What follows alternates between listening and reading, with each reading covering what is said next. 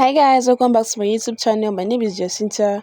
It is the first time here. Thank you for stopping by. So in this video, I'm going to be sharing with you guys how I made this Ankara gown you see me putting on right now. If you're not interested in learning, kindly watch till the end. And if you're yet to subscribe, kindly hit that subscribe button and also turn on the notification bell so you get notified whenever I upload a new video. So without wasting much time, let's get started with the tutorial.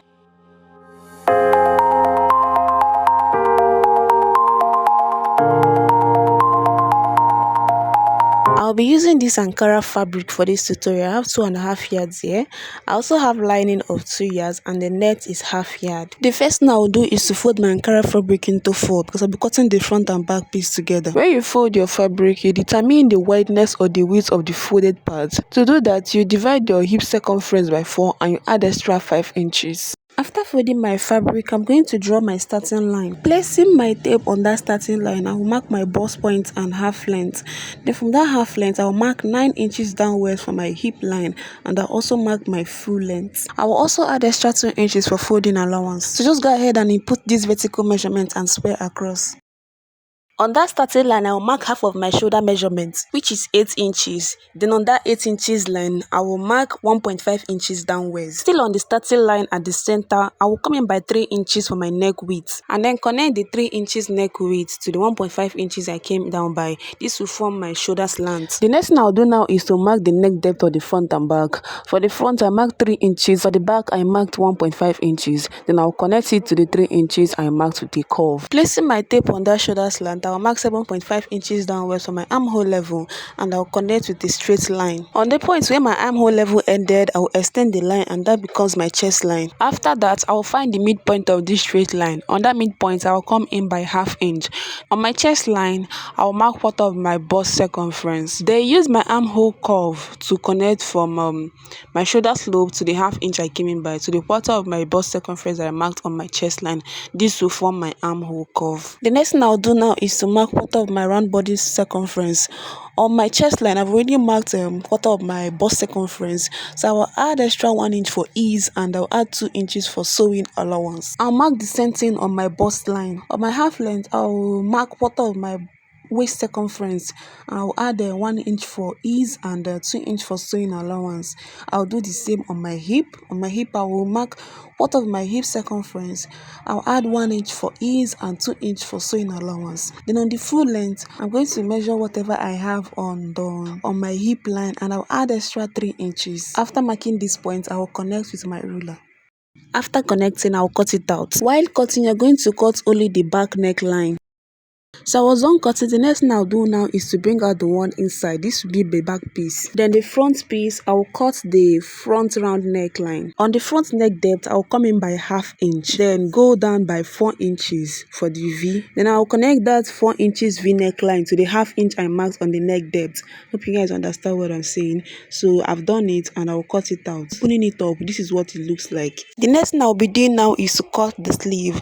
So I'll be cutting it on my pattern paper first before transferring to my fabric. From the tip of my pattern paper, I'll mark 4.5 inches downwards. This will be my bicep line. To get the measurement I will input on my bicep line, I will take the armhole measurement of one of my dress piece, either the back or the front piece. While taking this measurement, I will minus half inch from the shoulder. This is because I will join the front and back shoulder with half inch before attaching the sleeve. You will take the measurement just like the way you see me doing, and you're going to do this about 2 times just to be sure of the accurate measurement. So what I got is 10.5 inches. Going back to that bicep line, I will input 10.5 inches. Because this is a bell sleeve, there is no need marking my elbow length. So what I will just do is to place my tape on the tip of my pattern paper, that is the starting line. So from my starting line, I'll mark the full length and I'll add extra 1.5 inch for folding and square across. The next thing I'll do now is to coordinate from the 10.5 inches I marked to the center of my starting line with a slanted line, just like the way you see me doing. After that, I'll get the midpoint of this slanted line. I'll make a mark there. Then use my armhole curve to connect from half of the slanted line to the midpoint of my sleeve and the other half to the 10.5 inches I marked.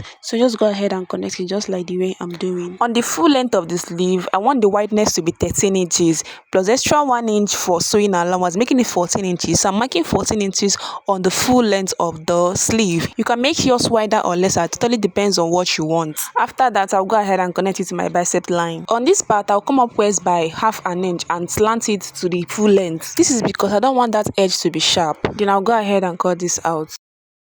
After cutting it out, I'll take the measurement of this cap area that will be joining to my outfit to make sure that it's the same measurement with my dress armhole. When I took the measurement, it gave me 11.5 inches, while my dress armhole is 10.5 inches. So I came in by 1 inch and reconnected it, then cut it out. After that, the next thing I'll do now is to determine where the net will be. To do this, I'll find the midpoint of my sleeve, make a mark there and square across. I will mark 4 inches downwards and 3 inches upwards, making it a total of 7 inches for the length. I will cut it out and label it. While cutting this on my fabric, I'll add half inch to the parts I'll be joining. I'll also cut the lining for my dress. I was done cutting the lining. The next thing I'll do now is to turn the Ankara fabric with the lining. Starting with the down part, I'll place the fabric and the lining front facing front and sew it with half inch. I was done with that, as you can see. The next thing I'll do now is to top stitch on the front lining. And take note, whatever I'm doing to this front piece is what I'm doing to the back piece. I was done top stitching that, as you can see. I don't know if you can see that, but I have top stitch in front of the lining. So go ahead and do just that. And do the same for the back piece. The next thing I will do now is to turn the neckline. To do this, I'll place the lining and the fabric front facing front and use half inches to sew along the neckline. Before sewing this V neckline, make sure you pin it. And while sewing on your machine, take your time to sew it following the V shape so that when you turn it, it will come out nice. I'll also sew the sides using half inch. I was also sewing the sides and the neckline with half inch, as you can see. The next thing I'll do now is to turn into the front from the armhole and iron it. Now for the sleeve, I'm going to mark the center of each of the sleeve pieces and join them accordingly using half inch. For the belt, I've gone ahead to cut 2 pieces of fabric of wideness 4 inches and 17 inches long. What I'll do now is to slant one end like this to give it that fabric belt shape. You can leave yours if you wish. I'll fold it into 2 and use half inch to sew from that slanted edge to the other end. I'm going to leave the other end open. After sewing it, I'll turn it to the front and iron it. I was done ironing the front and back. The next thing I'll do now is to join the shoulders using half inch and to also fold the down part of the sleeve with the allowance we added. I was done folding the down part of the sleeve and I've also joined the shoulder, as you can see. The next thing I'll do now is to attach the sleeve to the dress. To do this, I will notch the center or the upper part of the sleeve and place it front facing front on the shoulder like this. Then I'll use half inch to join it. Just like the way you see me doing, you will use half inch to sew it from the shoulder to the armhole for the 2 sleeves.